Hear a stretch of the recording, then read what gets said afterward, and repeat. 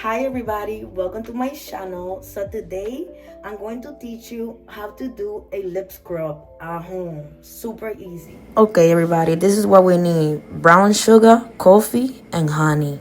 And everything you see here, you got it at home. Brown sugar is going to help you exfoliate all that dead skin. The honey is going to help you feel your lip nice and soft. The coffee also remove dead skin, okay?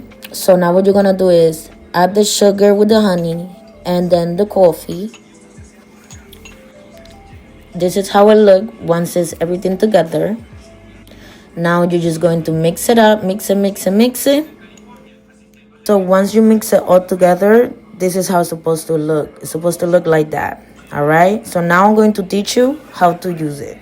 Okay, everybody, we made our lip scrub right here. So I'm going to show you how I use it, and you could use it for the whole body, but I like it for my lips. So let's clean my lips.